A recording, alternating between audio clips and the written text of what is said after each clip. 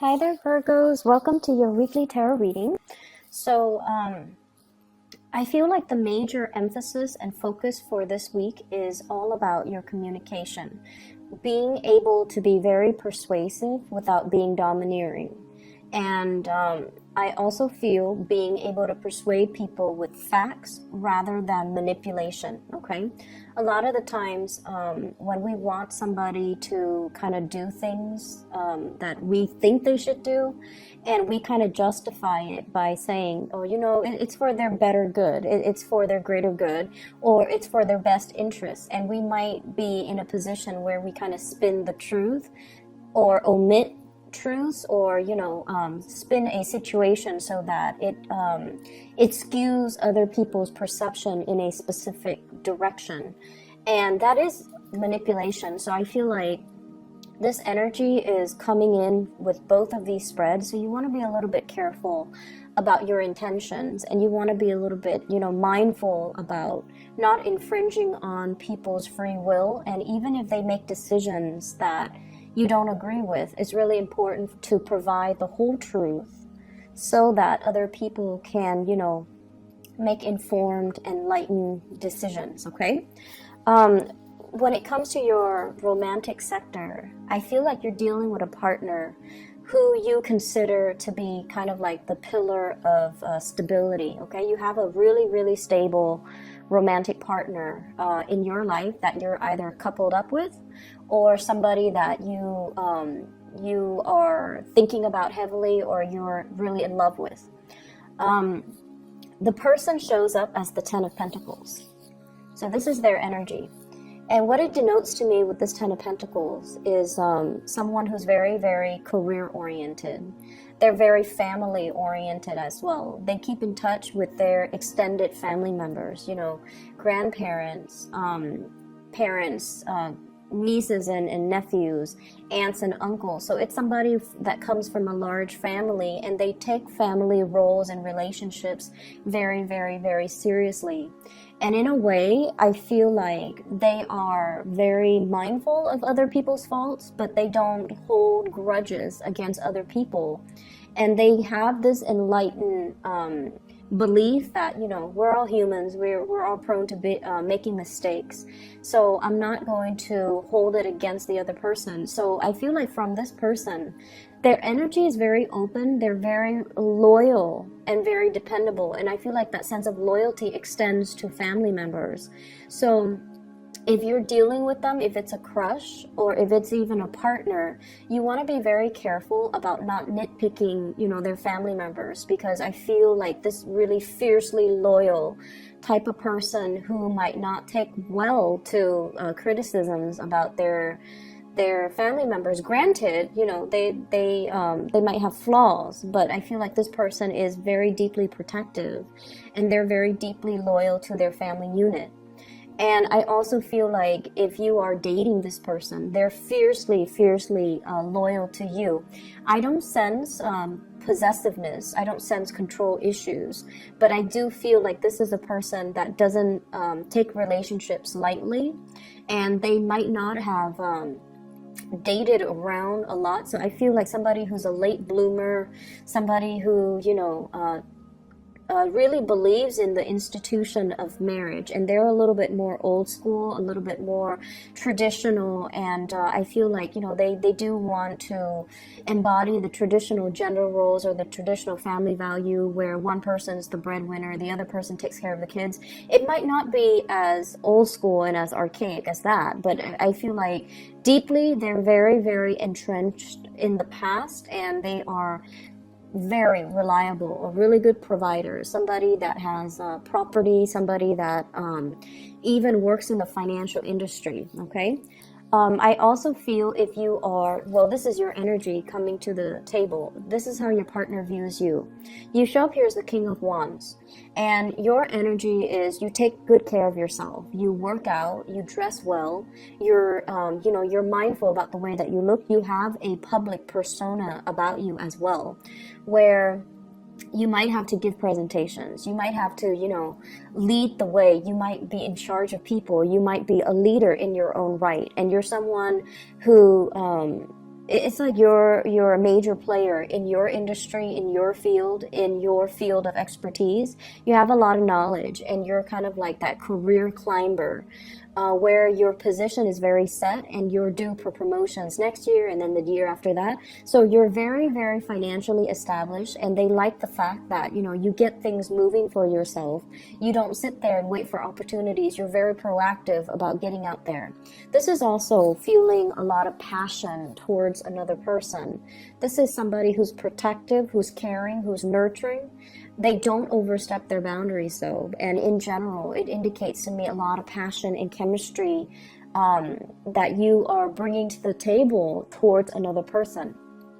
If you are dealing with an earth sign, a Taurus, a Virgo, or a Capricorn, I feel like there might be communication issues coming into the picture, and your partner might be very slow to act.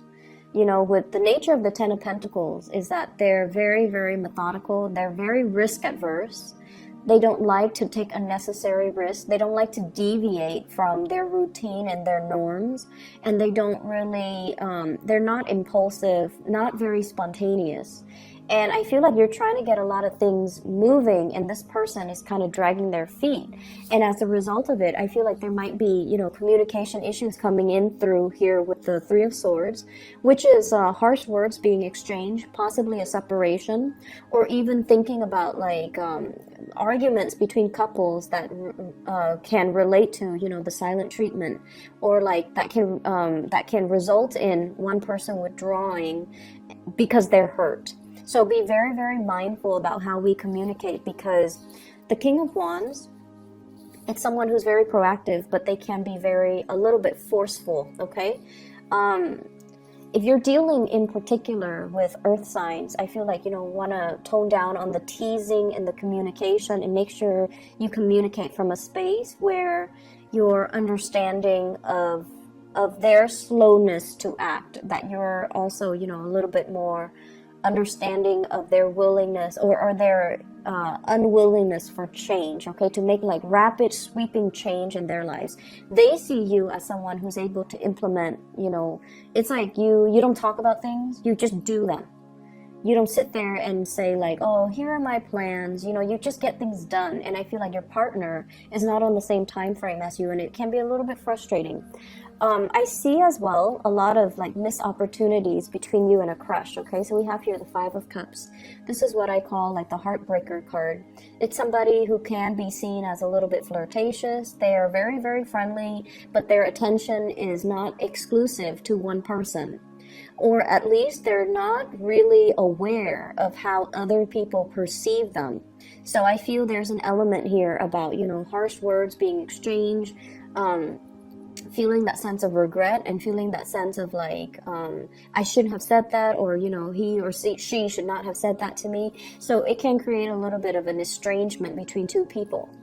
And we also have the Devil energy coming through here, which indicates, I feel like, for some of you who are not in well, you could be in a committed relationship, you're dealing with another person that might have entanglements elsewhere. Okay, so they might have a family, they might have, you might find out this week, like somebody you're interested in is already in another relationship. If they've been flirting with you hardcore, then, you know, I feel like you're going to put a stop to that. I don't see third party meddling, but I do feel like there's a presence of third parties, and it's indicated with the Ten of Pentacles, which is a family card, as well as the Devil, which indicates really strong attraction to another person, but it's not really seeing the light of day here with the Three of Swords, mainly because somebody is engaged, married, in another relationship, or, you know, coupled up with somebody else, or they have other arrangements that's disallowing you to come to them, or disallowing them to come forward to you, and for the two of you to come together and date. The other areas that I'm going to touch on here is, I feel like for many of you, there's a sense of like self-consciousness, being self-conscious, feeling like anxiety, and I feel like it's in the realm of public speaking. Okay, many of you have high levels of education, so I feel like the majority of people who are watching this you guys have like a high level of education, and it's indicated here with the magician. This is somebody, I feel like, you know, it's somebody who has a mastery over many subjects. So you might have a master's degree, you might have a PhD, you might have a bachelor's degree, you might have multiple certificates, might have multiple degrees. And I feel almost like you're trying to find ways in which to make use of all your skills, okay? And you're trying to, as well, I feel, reach out to a larger demographic.